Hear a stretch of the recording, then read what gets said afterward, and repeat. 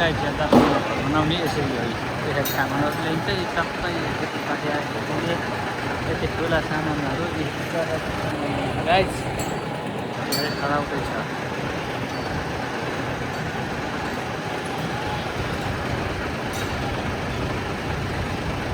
त्यसले सरर गुर्काउँछ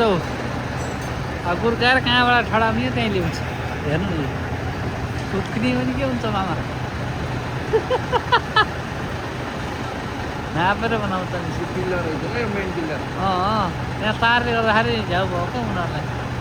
अब माथि लान्छ माथि लाएर नि तल झार्छ।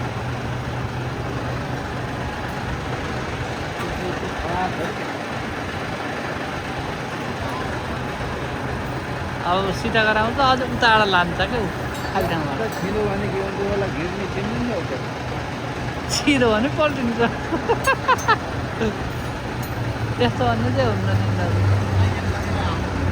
अपवादको कुरा हो उचाल्न सुरु भयो है गाइजी त्यसरी जानलाई गई घर हो लयो लयो ल हेर्दा बाबा कसरी लान्छौ ल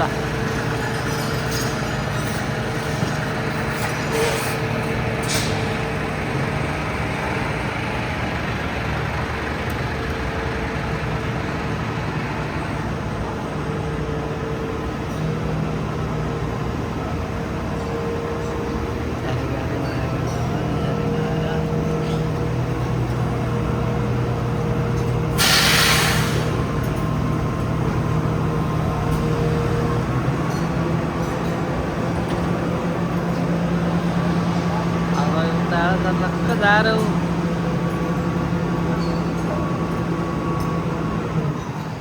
जापान ल मामा यता नि त यहाँ युट्युबमा भिडियो राख्नलाई खिचिरहेको छु यत्रो बेर हेर्नुभयो नि कस्तो लाग्यो तपाईँलाई के भन्न चाहनुहुन्छ यो विषयमा जापानमा घर बनाउने जापानको टेक्निकल नोटको सिस्टम रहेछ यो मैले घर बनाएको हेरिरहेको छु यो एकदम प्रविधिबाट धेरै छिटो फास्ट रूपमा चाहिँ यहाँको चाहिँ यो निर्माण सेवा गर्दो रहेछ मलाई